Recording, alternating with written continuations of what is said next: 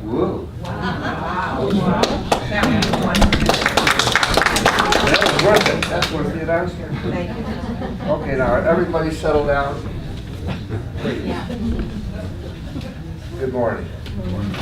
We continue our fall 15 series this morning with something different, as you can see. An opportunity to both relive some very famous trials and an insight to those trials viewed from the artistic values of our guest speaker and homegrown artist Elizabeth Williams. Elizabeth comes from Central New York and her brother is here. There's Anita.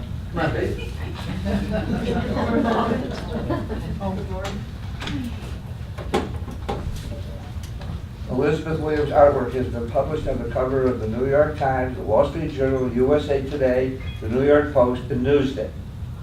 Her work has also been published in Newsweek, the Washington Post, the Los Angeles Times, and numerous other publications. She has worked for many news organizations, including CBS, NBC,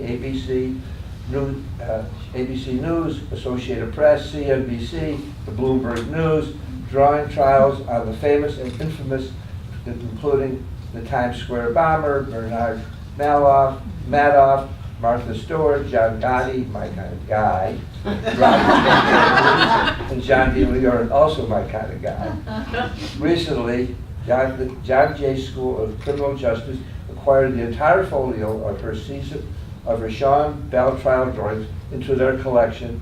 This is on YouTube, and if anybody wants to really run through it, it's called Inside the Sean Bell Trial. She is also the co-author of the Illustrated Courtroom 50 Years of Court Art, to be published by CUNY Journalism Press. This unique book will cover a range of the biggest courtroom dramas over the last half century, with illustrations and insights by the award-winning courtroom illustrators. It's a great pleasure, anticipation, eagerness that we welcome Elizabeth Williams. Thank you very much for having me, and I am homegrown. I am so homegrown that I went to elementary school in this building. I think my brother had first grade in this classroom, or maybe the one next. I went to kindergarten across the hall. And I remember when I was in kindergarten, a movie, believe it or not, I still remember this movie. It was titled 4 Artists Paint One Tree.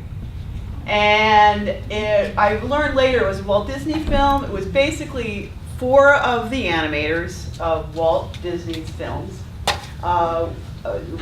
They took them out into the San Fernando Valley, and all 4 of them painted one tree. And each of them had a different point of view. One was very realistic, one was very impressionistic, one was simple, one was complex. But the concept was that be yourself as an artist. And I remember at the time, I was 5, and I was like, I like the one where it's kind of sketchy. You know, I like the one that kind of is fast, you know. And so here I am, 50 years later, talking about courtroom art, and I you know, the sketchiness never left me, and the concept, I guess, of group art never kind of left me. So we went from 4 artists paint one tree to 5 artists paint a courtroom. So anyway, here we are. This is the book that was recently published by CUNY Journalism Press, and it features 5 courtroom artists from across the country, and here they are. One is Aggie Kenny. She's an Emmy Award-winning artist for CBS and ABC News. She spent many years covering Supreme Court, covering cases all over the country, from James Earl Ray to Jim Baker's trial to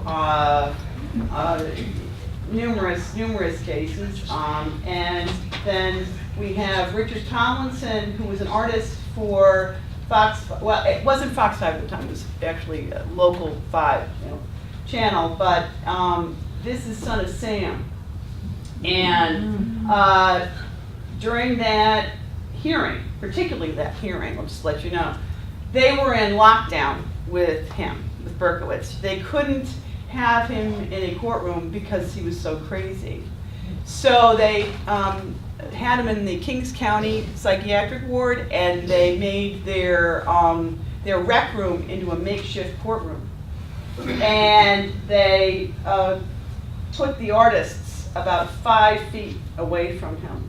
So that's why you get such a great tight shot, and you really capture. He was able to really capture that craziness. And one of the things Richard said that is in the book is that when you're in lockdown with somebody, it's not just like you're going through one door. You're going through a series of locked doors. So he said they would go through one series, and then they would slam behind them, and then go to another series of doors and slam behind. So by the time they were in there, in a highly secure area, and because he had to, because he was just absolutely nuts. Speaking of another nut person, there's Charles Manson. Howard Brody is also in the book. Howard Brody was an artist for CBS. He was a Society of Illustrators Hall of Fame artist, right along with Norman Rockwell and Rockwell Kent. He was also a combat artist for in World War II for Yank magazine, and then subsequently covered Vietnam and Korea War and Bill Robles was also an artist. He's a West Coast-based artist here. Well, Howard was networked, so he went all over the place. But anyway, Bill started working covering the Manson trial. That was his first trial. He was Emmy nominated. He's won numerous gold medals. He's a Lifetime Achievement Award winner. Bill is now in his 80s and is still working. He's actually been covering that James Holmes Colorado shooter case out in Aurora. So you'll see his work on air. He just did the Donald Sterling, that basketball case out there with the you know.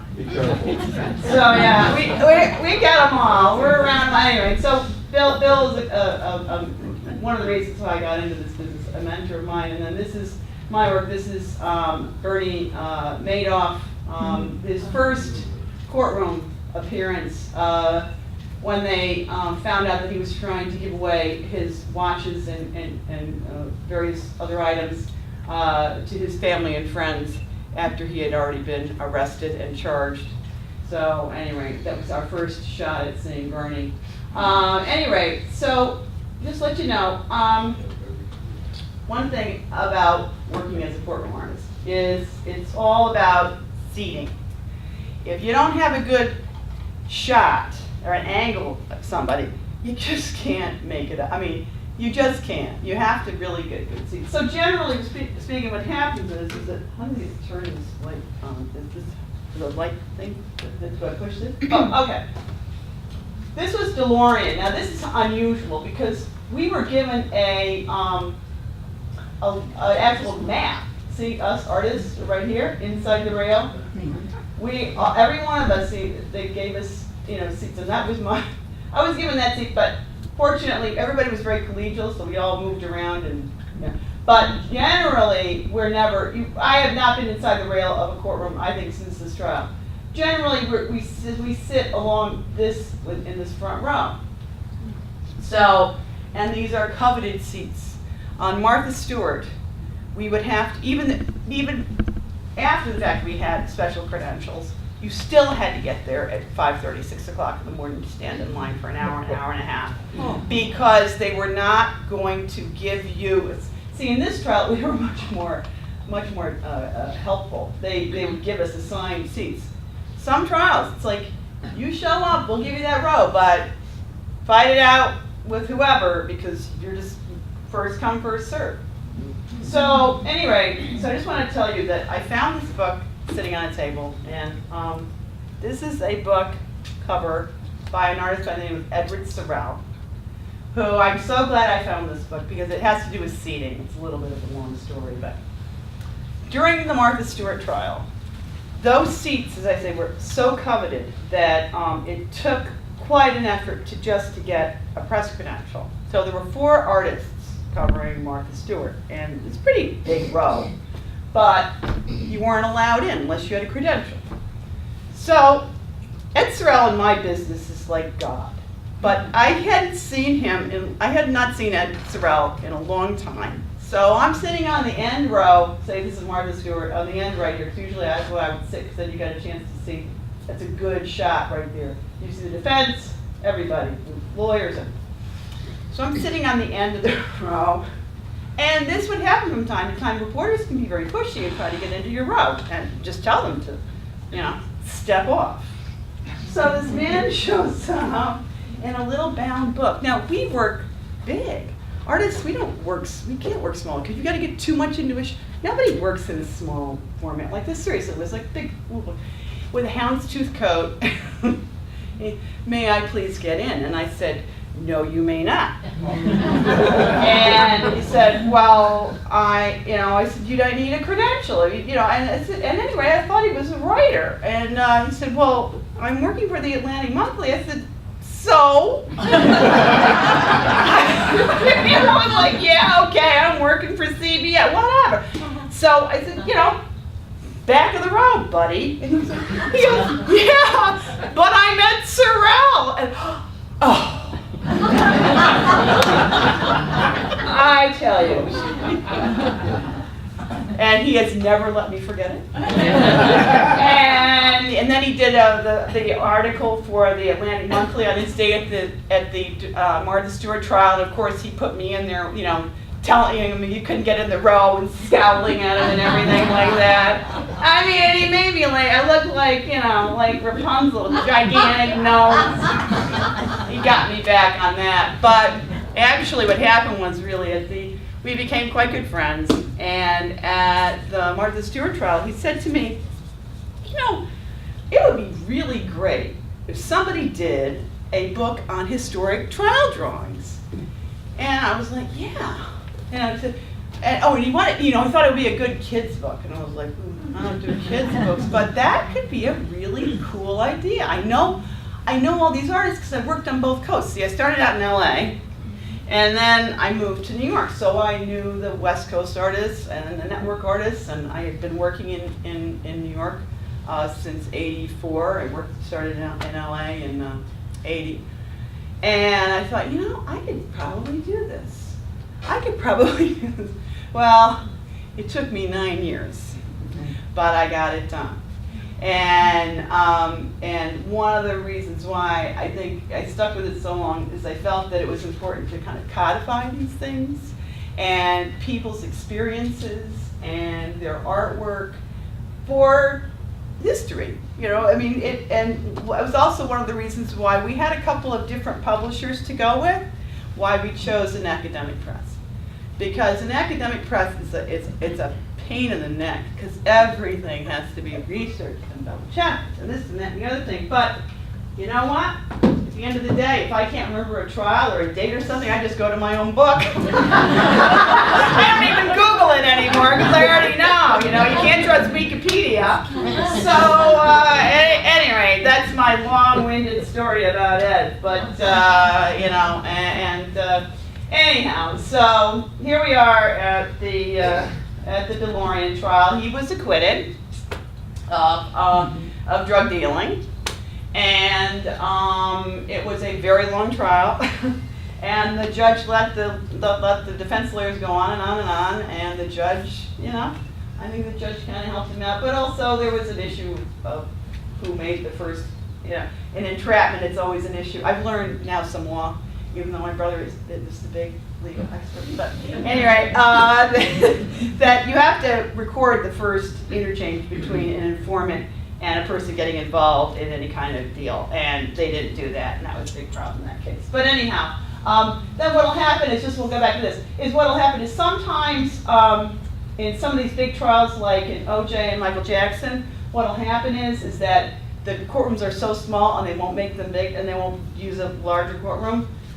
They will rotate the artists, and in LA, the artists are limited to the size of the paper they can use. So, fortunately or unfortunately, I don't know how they work that. In New York, they like us to work. Our clients like us to work this big. smaller's faster, but whatever. Anyway, and then we always have a situation where we're usually jockeying for space and supplies, and it gets tricky, and you know, you're sitting there and you've got something on the ground, and you got to make do. So we make do. Anyway, so one of the things about this job is you gotta learn how to handle pressure, because and get you know, the dynamic moment, because if that's just part of the whole job. For example, because you can't go back to your reporter and say, oh, sorry, I didn't get that. That will get you, you will have the shortest lived courtroom artist. You know, your career will be about 5 seconds. An artist actually came to Manhattan Federal one time, and she tried to do a quick arraignment of somebody and literally froze, and I haven't ever seen her again. Because she was working for Reuters. I mean, like, come on, Reuters, you just cannot say, oh, I didn't get it. You better get it, and that's that. Now, for example, with this guy, at a moment, you want to get that moment, and I'll be, oops, I'm sorry, I don't know how to do this. Oh, what am I doing? What am I doing? No, wait, I'm done. Am I going back? Okay, I hope I'm going back. Here, I want to show you this right here. I don't know if you can see this little line here, but this is the man who attempted to bomb Times Square. And this is during his sentencing. And these terrorists generally are all they're radicalized. Whenever they speak in court, you can tell they're absolutely nuts. So he got into this interchange. It was basically the Shasad of the judge went at it. She told both his defense attorney and the prosecutor to sit down and shut up. And she was going to give him a piece of her mind. And Judge Cedarbaum is about 80 years old. And she talked to him like her son. She was, you understand? So he stands and he gets, starts out his rant to her, and he has his arm on the table here, right? And he starts to lift his hand up and starts finger wagging the judge. And I thought, okay, that's the shot. You're going to finger wag a Manhattan federal court judge who's seen more than you've ever seen, dude. And that drawing then ended up on the cover of the New York Times. That's almost like it never happens, but they actually gave it. They actually gave it the shot. That coverage. So what's the line on the album? The line is the line I had to cover up with my art supplies. See, I had his arm down. I had drawn his arm down. I'm sorry. Thank you. So I knew. You have to have a sense of. You've got to develop a new sense. You just. This job, you're a combination of many things, and so I just knew that was the shot. And had I had the arm down, it would have been just him standing and placid, and you wouldn't have sensed the fact, the kind of nut job that he is. They all are. How do you know something like this is going to end up tomorrow morning's Times? Oh, I didn't. I never know. I never know. Did somebody call you at 2 o'clock in the morning and say you made it? People started emailing me. One of my friends is a radio personality who starts her day at like 5. And as soon as she got there, she emailed me over at 5:30. Said, "Wow, cover New York Times cover," and I'm like, "Oh, really?" Do you get a byline? Oh yeah. Sorry. How do you set up the when you go to set up? Do you kind of just put in the figures in the background? Never. And then put the expressions when they come in that you like? Never. No. You cannot do that. All right. You cannot do that. You have to wait until the moment starts. The AP is very particular. You cannot do that. At any rate, in terms of a piece of artwork, you always start from the person first. Like this person I'm drawing through, I got to get her first. I got to get her hair, her eye. I don't care. You know what? And what's around her can change, but I can't draw these people around her. That's the most important thing. How do you keep your mind on the draw? and keep your ear open for what's going on in the trial. It's a problem I have. I wish I didn't do it, really, quite I frankly. mean, I would imagine that you're I you're do. caught between getting the go. No. I wish I didn't do that. My colleague, Aggie Kenny, who does the Supreme Court and stuff like that, that's what made doing the book with her so hard, because she does not remember a thing. She gets into her little zone there and starts painting, and it's like bombs could be going off and you wouldn't notice. But I unfortunately can't stop the listening, so that helps me, but that also is a problem, because when you cover these really awful cases of murder and torture and things like this, they have to be really bad to send me in. I don't like to, well, like Jerry Sandusky. That was disgusting, what happened. You know, and I ended up fortunately having to switch off with my colleague and covering a case in Manhattan, and she went out, Aggie actually ended up doing, went out and did the Sandusky case. But I mean, those things, at least they stick with me. Now other artists like Howard and Aggie, they don't, and even Bill, it doesn't seem to bother me. It bothers me, I don't know, I get bothered by that stuff. I'd much rather cover business news or Mark Stewart, but you don't pick what you cover, you just go. Like the Cannibal Cop case. Anybody hear of the Cannibal Cop? Yeah. The guy who wanted to try to eat women? Yeah. My photo editor at the AP calls me and goes, "Are you sitting down?" I said, "Well, what do you mean?" He said, "Well, I got one for you, but I just want to warn you." And I know when my editor, who's a longtime news guy, is telling me I should be warned, I know it's got to be bad. So I did that. I mean, he's nuts. But he's not, I don't think he really meant it. He's just nuts. He needs a lot of therapy. But anyway, oh, the wife, I mean, yeah, I didn't bring that one, but anyway, here's the other thing that I want to point out that's really important as a courtroom artist, on top of just getting like little scenes. But if there's any kind of explosive thing that happens, or any kind of, crazy event, you can't be so concerned about the quality of the artwork, you just got to be concerned about getting it down. My colleague, Bill, it was just a regular day in court. There was a sheriff on the stand that had been a 9-month trial, or it was going to be a 9-month trial. He'd already been, when was this? I could look at my book and find out the date when he did it, but I think it was in the middle of the trial. And all of a sudden, Manson got ticked off because he wanted to question the witness, and the judge said no. And just in the middle of nothing, he just leaps up and tries to take his pencil and stab the judge with the pencil. Now, there's about 4 or 5 artists there at the time, so they just, you just go into like overdrive, and they just start drawing all this, and that's the scene they came up with. Now, I would imagine what Bill probably did is my guess, is that he probably got this initial thing, added the judge later, and he said they all sort of traded notes so that they could all together remember collectively what happened, so that it went on the air properly. Bernie Madoff, this was his plea. And he had been out, he had been doing all sorts of shenanigans, and they had been trying to, the prosecutors didn't insist he was incarcerated, awaiting the disposition of his case. So once they found out that he was giving away money and jewels and all this to family members, which he wasn't supposed to be doing, they kept trying to get him into prison. Well, they couldn't, because you had the presumption of innocence, and once somebody's out, you can't get back in, and blah, blah.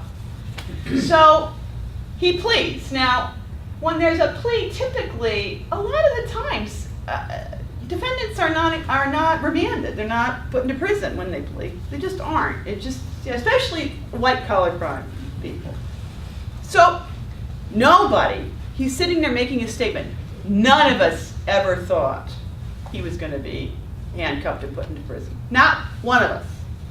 So I'm sitting in the jury box, right? So he's like there, and in the courtroom there are 2 doors. One says exit, and the other one doesn't. And the reason why it doesn't is because it goes into the lockup, okay? It goes into the jail. So I've got a sort of a good shot to like that door there. Like I can see him right there, and I can see the door, okay, to the lockup, to the where it's going to lead. He takes his plate, puts down his papers. The judge is like, "Don't even sit." His lawyer gets up, says, "Mr. Madoff, I've accepted your plea, and now I'm going to remand you." And within about 2 seconds, these marshals like descend upon him. Like, it was so fast, you were just like, and fortunately I had you always keep like an extra sheet of paper, and so I, see the handcuffs going, and I'm like, this is what everybody wants to see. They all want to see him go to prison. Everybody in America wants to see this guy going to prison. So when they opened the door to the lockup, they left the door open enough that I could see there's one like room, and then a second door that led to the cells, and I could see the little bars of the cell. And all I got was I got like this, I didn't even get his hand, I just got these guys, they were like, and he was walking, and then he was gone. How long did it take you to drive? How long did it take you to drive? Well, drawing the initial part was one thing, and then I had to finish it. The problem is that I'm working for the AP, and you're on a deadline. What happens is that when you're in federal court, they take your cell phone. So my photo editor can't get a hold of me. Now, none of the other artists saw it because they were seated on the other side. Plus, I'm kind of known more for doing these kind of shots like this. That's kind of I'm more, the sketchy tree, I like to draw the face kind of sketchy way, so it doesn't bother me to do that. And so what happened was that I knew this was going to happen. First off, I knew I was the only one with it. So I didn't want to finish it outside, because if I finished it outside, somebody else would see it, and the AP wouldn't get the exclusive. Okay? So I got to consider my client. Second, I had to make sure it was going to be camera ready enough to send it out on the wires. So the problem was I maybe 10, 15 minutes, but those are dear minutes. And I did as best I could, and I literally, I think I ran. I just ran. I would get my phone, run outside, and of course I get my phone and open it up, and there's like a jillion, calls and emails and texts, like, where the hell are you, So I called my photo editor. It's like, where are you? I said, I have a present for you. I have Bernie Madoff going into prison with handcuffs on. And they were like, all right, well, they kind of forgave me, I don't know. But that's the AP. AP is demanding. But anyway, that drawing it's still up on the wires. You can still see it around. That drawing, and then what happened is that because some of the other news organizations don't get the AP feed, they tried to have their artists match my drawing. Which they couldn't. What medium are you using in the course? I'm using a brush pen, which is water soluble, with oil pastel and oil paint sticks. I kind of developed it over time because also just basically it's a medium that my client likes the look. I like to do watercolor, but my client, particularly the AP, which is kind of the elephant in the room, they like this very intense color. See, this is all done with colored pencil. This whole Gotti picture is a huge drawing, but I didn't bring it, but it's all done with colored pencil and brush pen. If you look at it, I would much rather work like this, but you see it's not as punchy. And they don't like that. So you just do How big a piece of paper or board do you use when you walk into that courtroom?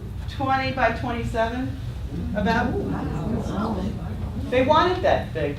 It's like what your client wants. As illustrators, we just do what they tell us, We're like the workhorses of the art field. We just, What paper do you use? I'm sorry? What's the paper that you use? I use a Fabriano Ang It's like a pastel paper. It's about, oh God, it's got to be 100 pounds, maybe 80 to 100 pounds. Yeah, it's about 100 pounds. It's, here. What have I got?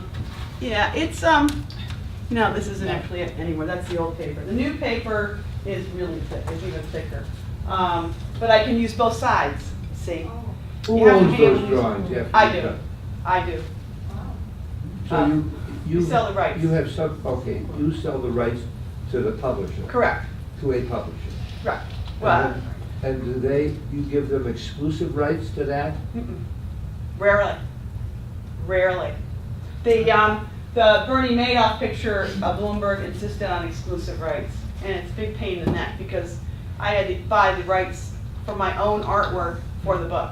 I understand. So we stopped that, but Bloomberg doesn't have exclusive on anything anymore. And if you want exclusive, then you've really got to pay for that.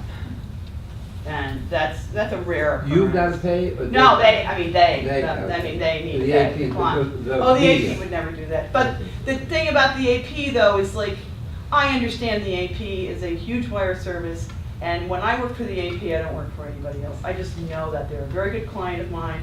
I always try to get them something different. I always want to make sure that I'm giving them, because they're the news, really they're the news source of record. They're an excellent, if you read something off the AP wire, off the AP copy, it has been double and triple checked. You can't say the same thing, I'm sorry, for some of the other organizations. AP and Bloomberg News really are very careful news organizations and reliable. They really are. They're very down the line. And the AP is the only news organization with art guidelines. That's why, you can't change anything in a courtroom. You can't start it before it's done, before the thing starts. It's very strict. They're very strict. They're very strict on the captions. They're very careful. So that when the news goes out, you can count on it. As I say, that's not always the case for some of the other news organizations. I covered the Gotti case, that New Jersey Housewives thing.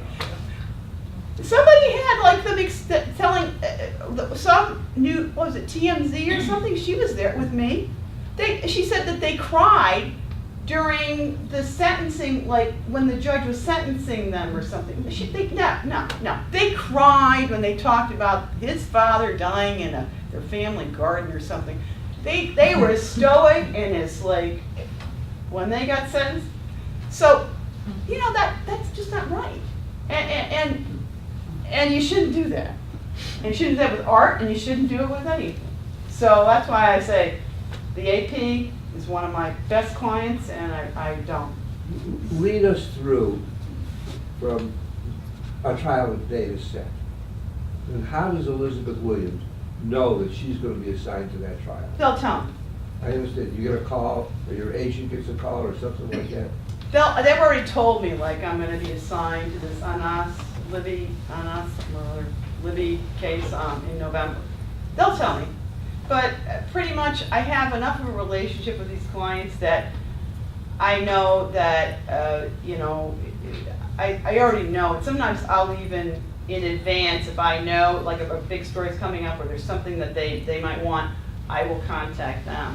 So, I have a long relationship with them. And the other thing I try to do with my clients is I try to make their job easier. I try to be as proactive and as knowledgeable as I can to make, because news guys are dealing with a bajillion stories all at the same time. They don't need to be screwing around with some artist who can't figure a way to a courtroom.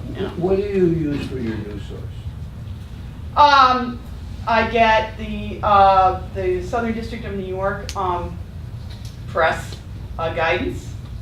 I also I know a lot of reporters. I also keep track of court cases. I hear things, wherever it comes from. Yeah. So, it's like being a news person, just an artist who's a news person. So, any rate, so this is, okay. This is the other thing you gotta do. You gotta get a license. It's a pain in the neck. Martha was horrible. She would never look towards us. She was always I would say 50 feet away, and everybody knew what she looked like. So if you missed that likeness, they were all going to tell you, oh, well, it doesn't look like her. It's like, no kidding, it doesn't look like her. Same thing with Gotti over here. Oops, I keep doing this. Am I doing this right? Okay. Same thing with Gotti. Gotti, everybody knew what he looked like at the time. He was always on the cover of the Daily News or the New York Post, and you really had to capture him. And he wasn't that easy either. I mean, he just wasn't. This is another. By the way, this is the other one of his cohorts who was involved in the rubbing out of Paul Castellano in front of Sparks Stevens. This guy was an informant who, during the trial, they knew, Gotti's crew knew he had informed on them, but he did not become a state's witness. So he went to trial. They never spoke to him during trial. This guy, Wilfred Johnson. And about a year after the trial was over, and Gotti was acquitted because he fixed the jury on this case. He was shot dead in front of his house. Oh. Yeah. So anyway, there you go. Yeah, they're fun, mafia. So the other thing you have to do in our field is develop a technique that works for you, and that's fast, and that is kind of foolproof, and because you just have to. You cannot be fooling around with your technique in the middle of a courtroom. You have to know what you're doing and have that idea down, and then just go with it. Howard Brody used 4 different colored pencils, and that was all he used. He would carry like a big stack of them, and he had black, red, blue, and I think it was primarily black, red, and blue, and then sometimes like a brown right here, this brown color, once in a while. But he would start off with little marks, and see what happened with Howard's work. Howard worked on white paper. You never want to work on white paper. But Howard was such a big deal with CBS News. They would bring in special crews and specially like his work so that it looked marvelous. The rest of us, it was all like, throw it on the side of the truck and, shoot it. And no, but Howard got special treatment. This is Bill Robles' drawing of John DeLorean during his arraignment. This was subsequent arraignment to his initial appearance. And what Bill does, that looks like watercolor, right? Don't you think that looks like watercolor? It's not. It's marker on vellum. And what he does is he has, the vellum is translucent, so how he handles the problem with the background is he mounts it to a gray board. So the gray shows through.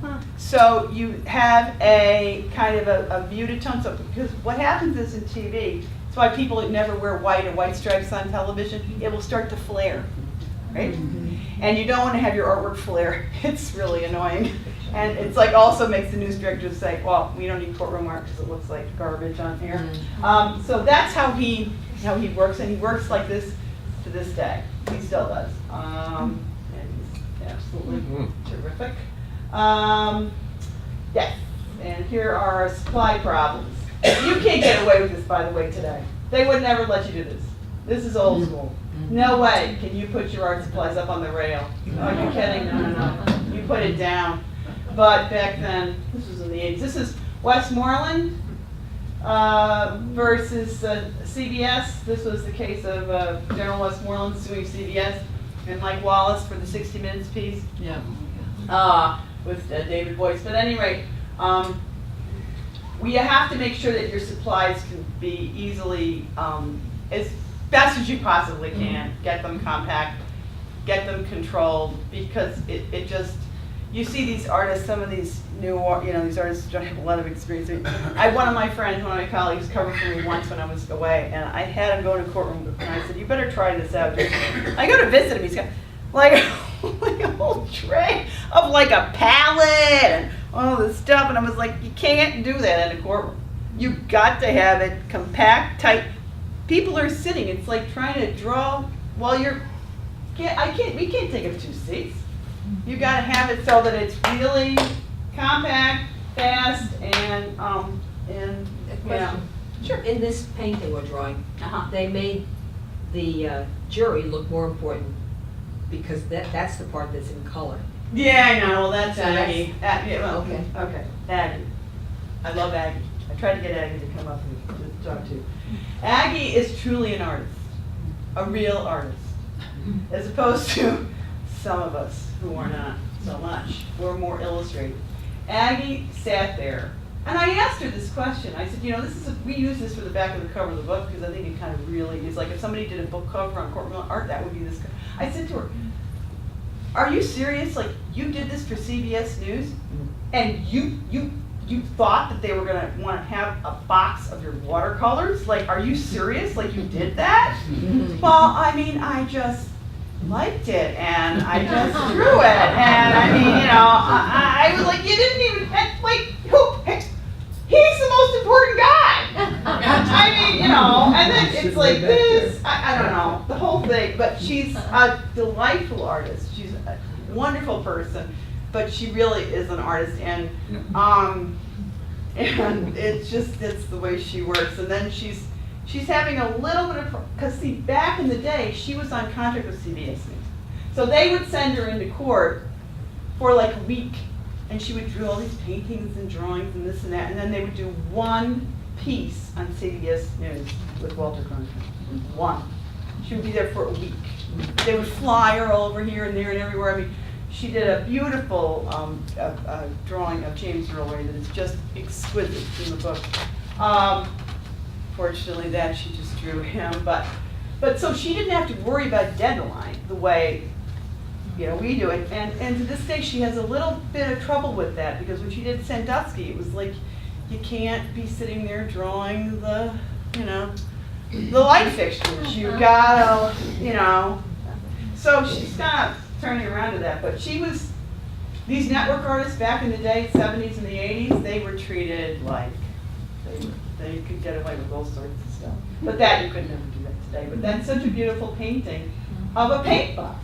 No, Oh yeah, and the jury. No, but she does the paint box, then she starts to the jury, and then like the thing, and here is Westmoreland in the video. I mean, anyway. Who is the woman in the upper right-hand corner that she stuck in there? Oh, that's the video of Westmoreland. They're playing the CBS video. She was able to capture all of that. My, whoa.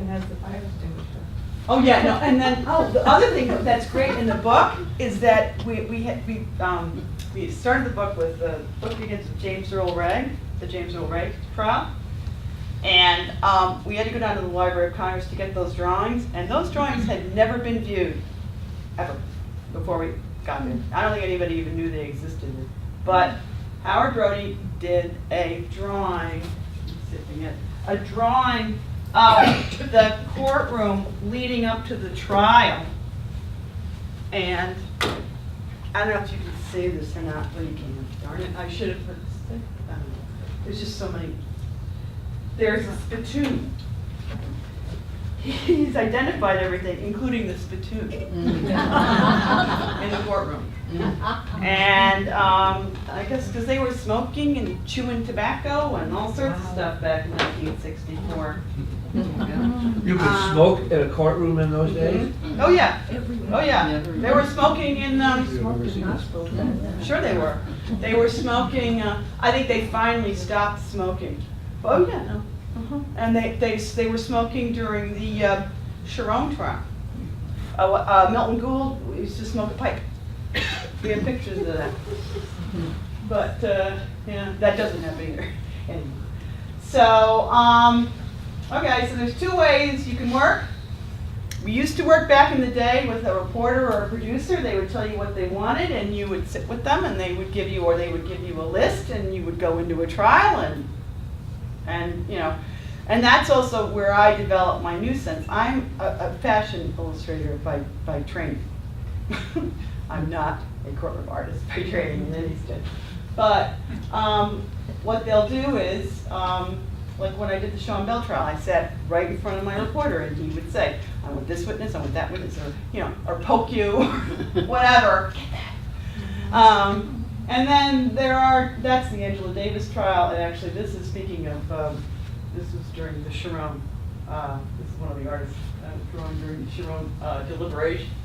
But then you'll find yourself a lot these days alone. Almost all the time, I'm alone.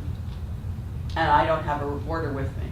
So I have to know, and we all have to have a news sense about us, and anticipate in advance what they would want, what anybody would want to say. The days of working with reporters is rare these days. Speaking about working within the guidelines, this is the recent sentencing of Suleiman Abu Ghaith. The Post Standard ran an old drawing of mine for that story, but this is actually what happened. And when I want to talk about the guidelines here is that in the middle of his statement, okay, because you have to draw it. The interpreter, he's Kuwaiti, and he's being interpreted. The interpreter is translating, and in the middle of this, the interpreter stops translating and said to the judge, Your Honor, the interpreter needs to address the court.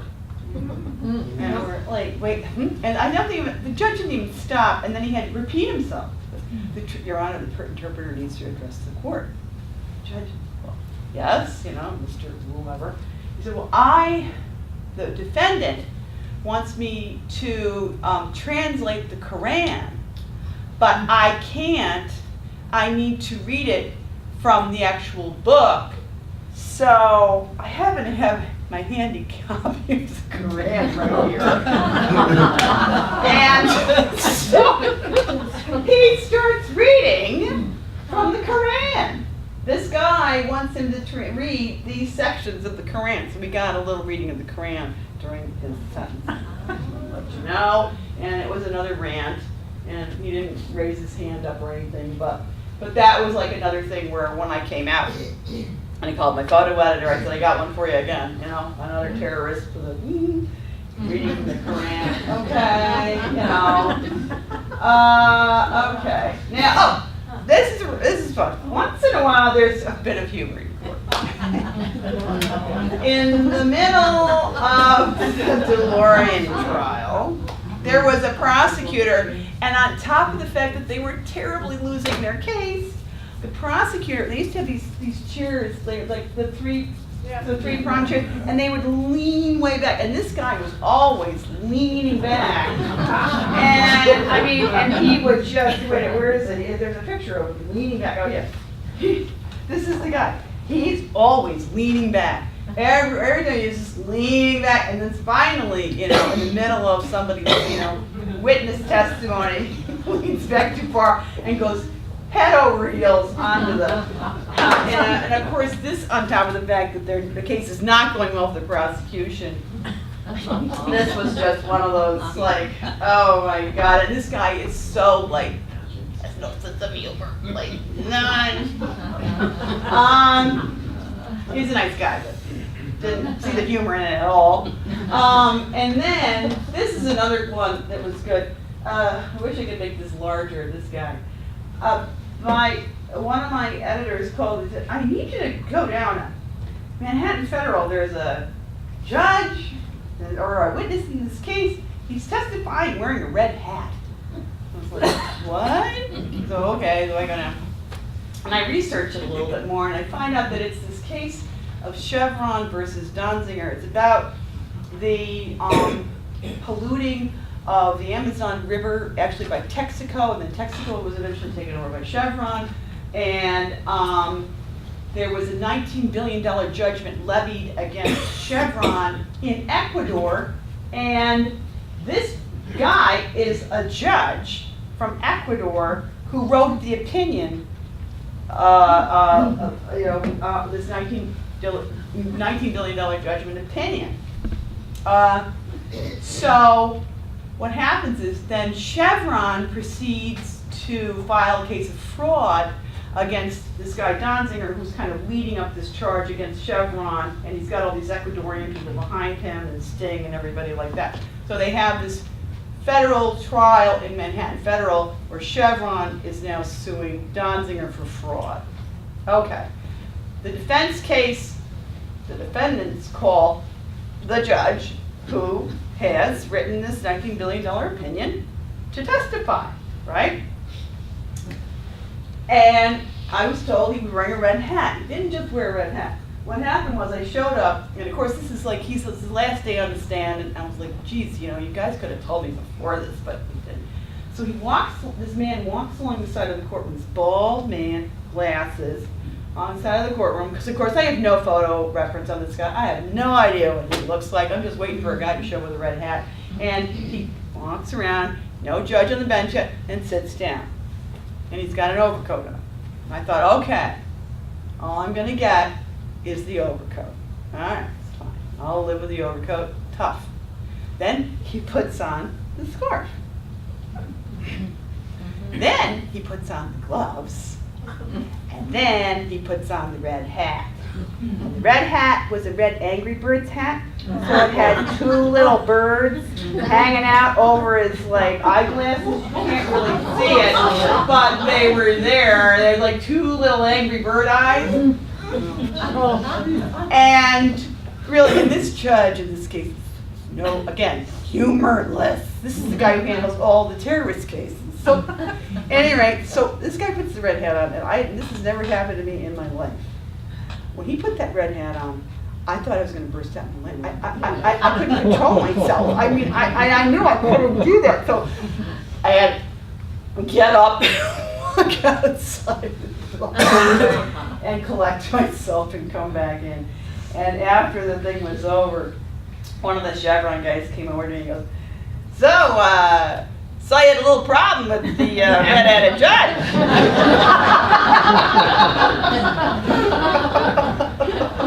I was like, well, yeah. And then, oh, God. So once in a while, you want some comic relief. There it is. So, and this takes away the complete glamour. See, this is how the rest of our artworks is shot. Howard Brody had lights and cameras and actually. This is my colleague. This is the Aurora shooter case. This is the prosecutor of the case. And all he does is he just props it up on his little art bag there, and they shoot it, and then it goes on over the the wires and into your TVs in your living rooms and whatever. It's not very high tech. But that's how they do it, and my personal favorite is the bike right here. It's like whatever. And plus, I said to my colleague, I was like, Bill, they're shooting it in a dark corner. Like, I mean, come on. I just Anyway, but that's a lot of the times they'll just tape it on the side of the truck, or sometimes they just put it on the ground and they'll just shoot it. I mean. Or sometimes you have to shoot it yourself. And I just got this new camera. I'm so proud of myself. I actually did the Goodies case like this. I got a new camera because they were bugging me so much. So the photographers are outside the courtroom waiting for you. Oh yeah, because they can't go in. They can't go in. But this time I actually, if I can see, I can show you this. I got to figure out how to work my phone. Wouldn't you think I could do this? I took the camera roll. Where are they? Oh, here they are. Okay. I took these pictures. Isn't that a smartphone? Yeah, I just bought this phone. I'm so proud of myself. But I took these pictures myself, and the story went out on CNBC and E like this because the cameraman had to leave because the sentencing went on too long. So if I hadn't had this, I'd send it out from New York Federal through my cell phone, if you can imagine that. So what do they need photographers anymore? If you got a smartphone, you can walk out and take your own picture and goodbye. I know. Well, they use it for walkout shots and stuff like that, and if they're there, and then also it's just probably easy to use. They can, they can get the get the film, or the digital film all at the same time, and then you cut it, something coming in from an email, it's gotta be transmitted to somebody else's email, you got, and it's the speed of this 24-hour news stuff is like crazy. Like it's not like you can count on like, oh, I only have a 5 o'clock show and a 6 o'clock show. It's like now. Like, how much time do you need? Oh, now. Don't take as much time as you want, but get it to us now. So that's really it. And let's see, what else have I got? These are just some of the cases that are in the book, and some of them I've covered, some of them my colleagues have covered, but it's just kind of, it gives you an overview. And I think that's where I ended. So, Have you or any of your colleagues ever been asked to sign confidentially all of the statements for what you've seen in the courtroom? No. Is it nobody's it's a ever public come up to record. you? It's a public record. It's public. Nobody's attorneys have ever. No. It's a public place. What was the record, public question? stuff. If I've ever been asked to sign some sort of confidentiality thing, no. No, it's public place. So, anyway, yes. Why didn't you share, we were watching The Godfather the other night. And why didn't you share your thoughts on that movie with people that, related to the people that you've had to draw on? The mafia is not at all like The Godfather. At all. Not even close. Wow. Not even close. What'd you say? They're not at all like The Godfather. Wow. Okay? Not even close. Not even close at all. They're a business. Elaborate. You gotta understand. No, They're a business. it is an organization that has no problem killing people. They don't. And you understand that when you're in a courtroom with them, okay? And best to never get engaged with them, okay? Because I had one with one of them because my reporter left me, and I did not know that these two guys were hitmen. And I don't know why they were out on their own recognizance, but they were. And I tell you, I've never been so scared of them. Really. They're not, I'm sorry. Like, I got along okay with Gotti, and I covered a lot of his cases. He was okay to me, but, like, they don't, that's just a complete fantasy. I've covered a lot of these cases. Were you scared outside the courtroom? Yes. Have you ever been scared inside the courtroom? Yeah, Yeah. of course. Of course. It's not fun.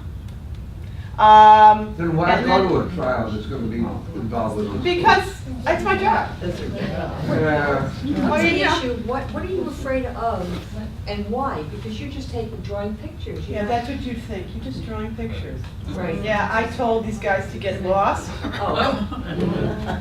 And then my colleague comes over and goes, do you know who those men were? I was like, they're lawyers, I told a couple of lawyers to get lost. He goes, no, they're hitmen. You just told two hitmen to take a hike. Castellano had been murdered, and NBC sent me down to draw the empty chair. And they didn't like it. They were a little upset about that.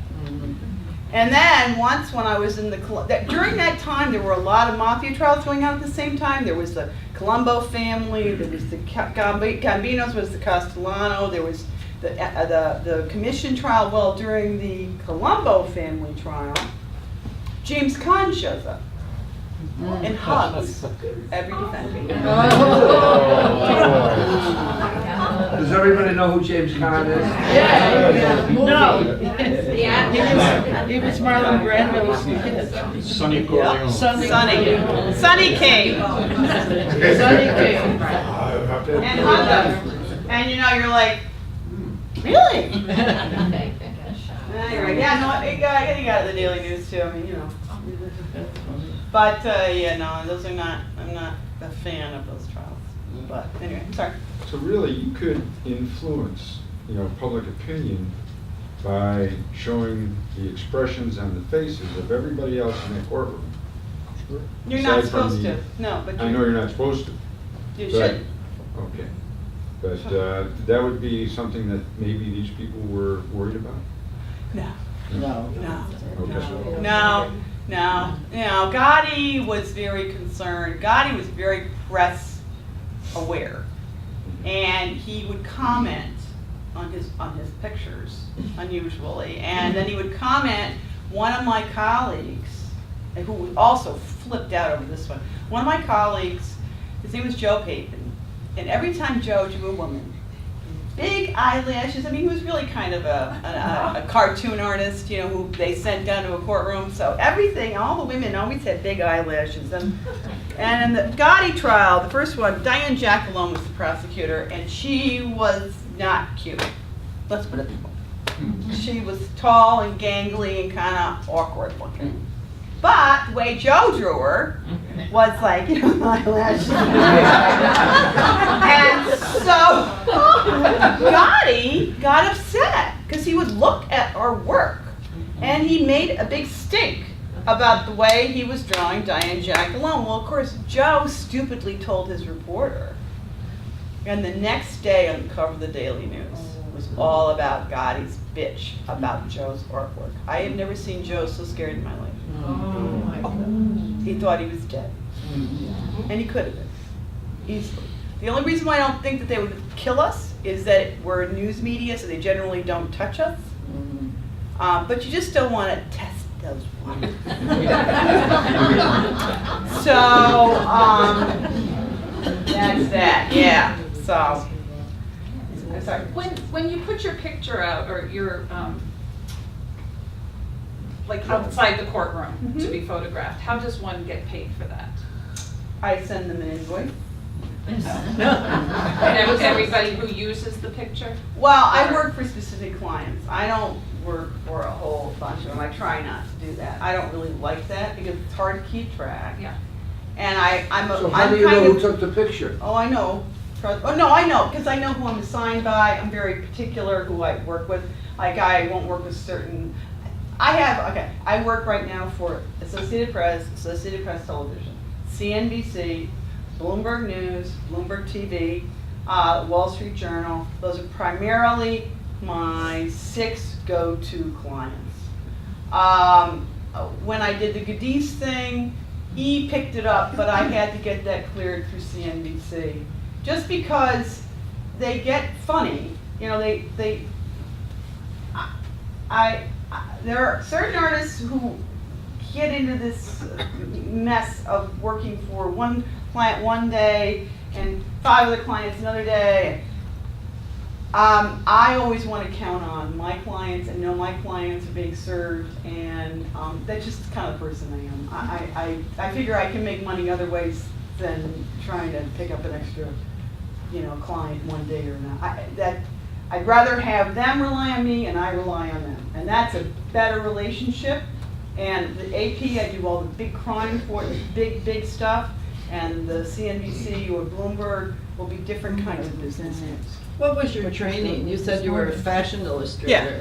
Did you go to school here? I went to Washington University in St. Louis, then I transferred to Parsons School of Design. As my brother will tell you, my father was very unhappy about that. Very. My father was an engineer, and he ran O'Brien & Gear Consulting Engineering. I don't know if you know Sam Williams, but that was my dad. And my mother was a stay-at-home mom, but actually was involved, I think, in the Manlius Library. Her name was Lila Williams, and they passed away. But my father, I'll never forget. I said I want to go to Parsons School of Design. And he said, well, you have to go to a regular school first. I want to go to a regular school first. Okay, well, you have to go to regular school, but at least stay there for at least 2 years. So I got into Washington University School, and I went to the School of Art, and I just always wanted to leave. I wanted to go to New York. I wanted to go to Parsons. So he didn't think I was really going to do it. He really didn't think. I don't think he ever thought I was really going to transfer. No. He was like, oh, she'll go there. She won't transfer. Oh, yeah? And I announced him. I'll never forget.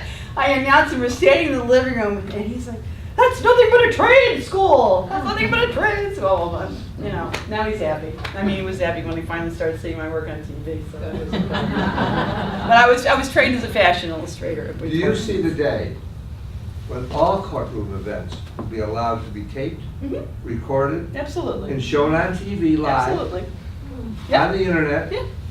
Mhm. immediately. Yeah. There'll be an immediacy to it, because I personally see the internet as an immediacy. Mhm. It is. You get an idea, bang, there's 62 different ways to get it up there. And Mhm. Yeah. and especially younger people, that's what they expect. Right. They're not gonna wait for the tomorrow morning's They don't. That's why, newspaper. trust me, I know what you mean. Worst thing So, I ever those did, are of all on course. the internet and so forth, what's your job doing? Really? Well, basically, I do other illustration work, I do other private client work. I mean, I do this, and then, that was the other reason why, I will tell you why I wanted to do this book. I mean, when Ed suggested it 9 years ago, but, is to, because this is gonna be a time in history where this happened. It's really 50 years. And they are experimenting with cameras in the courtroom in federal courts, out with civil cases out in like Montana or wherever. I think they're gonna eventually get it. I mean, Are you saying that cameras and devices are gonna go into the Supreme Court? I think eventually they will, yeah. I think they will, eventually. So that could almost eliminate a lot of the present media model. And the New York Times will have to go there, it's right there to see.